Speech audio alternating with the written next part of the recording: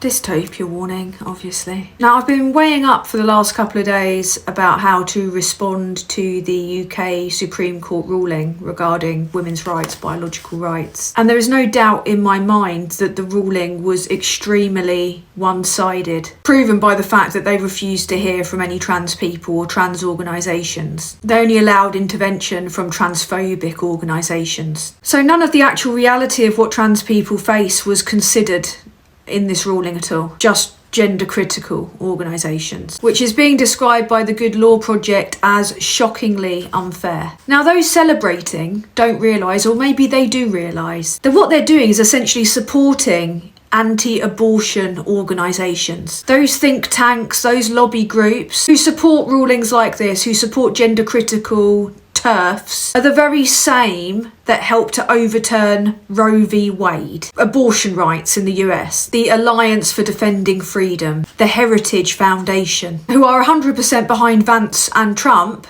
who in turn are behind Farage, the same Heritage Foundation that wrote the guidelines for the terrifying Project 2025. And now we've got Trump refusing to do a trade deal with us or threatening us with more tariffs unless we do away with our hate speech and our discrimination laws. The same Trump that is currently disappearing people into El Salvador death camps without any due process besides, trust me bro, they're a criminal. Now, the Heritage Foundation have been on my radar for a while. I remember in 2022, senior Tories like Oliver Dowden going over there and speaking at their events, despite them talking in favour of retaining conversion therapy. And what was he talking about? Cancel culture, social justice warriors. Now, what this all comes back to is Christian nationalism, regression, the rollback of everybody's rights. In particular, these people, like the Heritage Foundation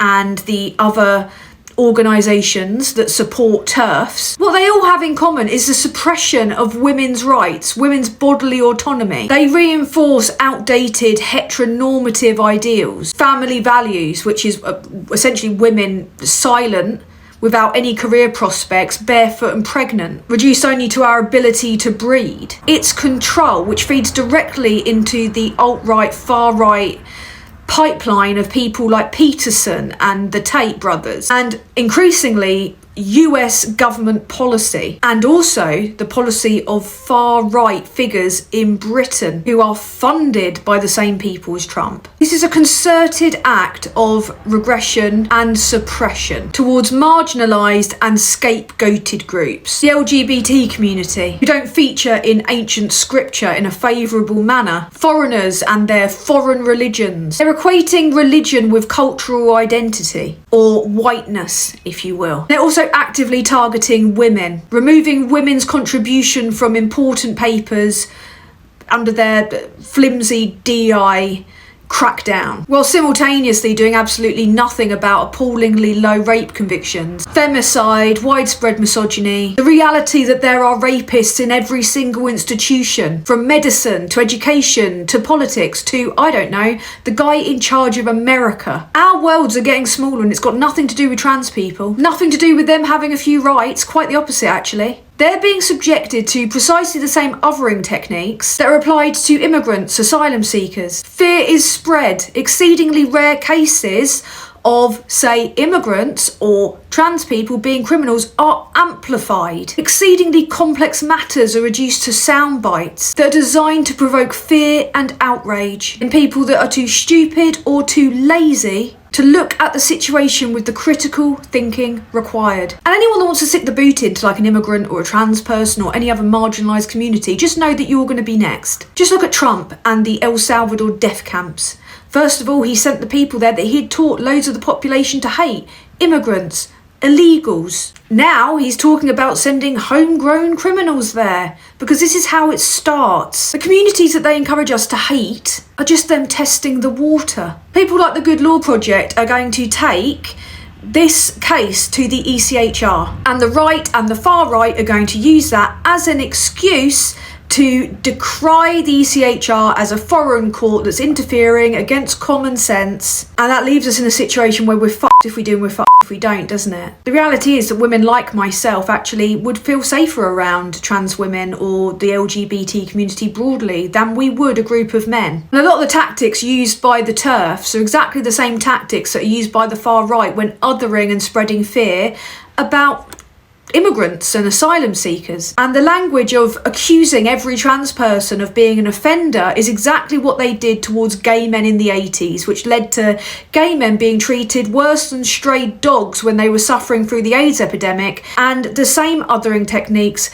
which made gay people, or gay men specifically, not be allowed to teach because it was automatically assumed that they would touch kids. Now just look at how drag queens are being drawn into this too. And if as a woman you can test this and speak for yourself thanks to your own lived experience, then you have the most horrific misogyny thrown at you. The same with the so-called "we're protecting the women" far right, who will wish gang rape on you if you point out that their stats on the amount of immigrants that actually commit crime are wrong. Now, what the transphobes are doing is they are equating you with the target in mind. So they'll accuse you wrongly of being a man, along with a bunch of gendered sexual imagery, of course, because, you know, they're real feminists, aren't they? This also plays into the sexist notion that women don't really know what they're talking about. Our viewpoints automatically rendered illogical or hysterical, because we can't possibly know our own minds, can we? Taking away the rights of trans people won't give us equal pay, or magically fix the alarmingly low rape conviction stats, because it's a rot in every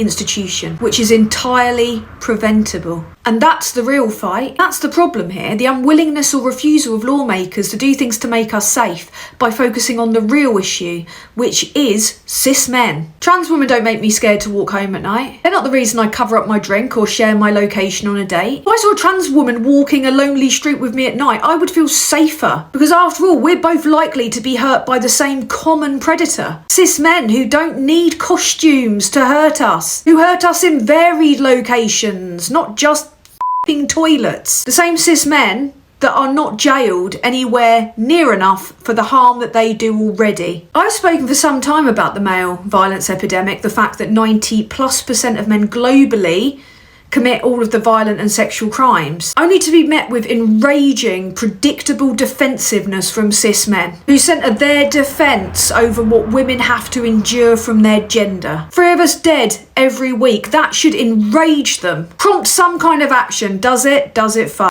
Or they ask, what can I do? What can you do? What? As if we haven't got enough emotional labour as it is. What we also have to do is figure out for you why you're killing us and stop it. Even if we did, they wouldn't listen, would they? Just like the far right men, the TERF men that are jumping on this are doing it just to deflect from the crimes of their own gender. The reality that they're the problem. The everyday men, the fathers, the husbands, the brothers, the bakers, the fucking candlestick makers, that all lined up Giselle Pellico, just like the men that line up to use Bonnie Blue, or the 70,000 men in WhatsApp groups sharing tips on how to harm the women in their lives. But no, you know, trans people using the toilet, that's the real problem, isn't it? And the women getting involved in this are useful idiots for the very men that are trying to take away their bodily autonomy and letting the aforementioned perpetrators off the hook, handing more powers to an institutionally misogynistic police force that took pictures of the dead bodies of murdered women and has housed some of the most prolific sex attackers in modern British history.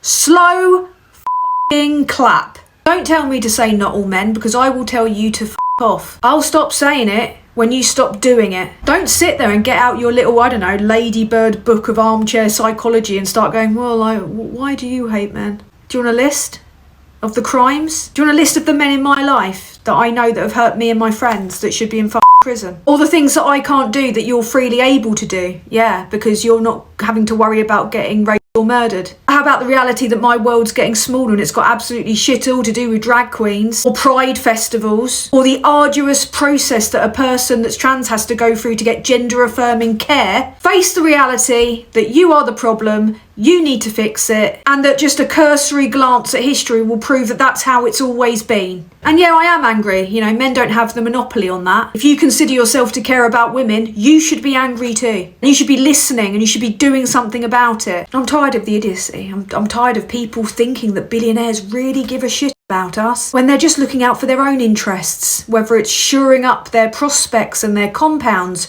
in preparation for the incoming apocalypse, or whether it's vindictive little wars and wins that they have to put all of their energy into because they can buy anything they fucking want to. I'm so sick of boomers who were able to afford a home in Britain and an extra home in the sun, who now have nothing to do and they're retired and they need a hobby, so their hobby is sticking the boot into immigrants and further ruining the prospects for their grandchildren and their children by being fooled by right-wing populists. So they're not only harming innocents, but they're also too mind-numbingly thick to see the historical precedent that they will be next. We will all be next, because that's how it works. That's how it has always worked.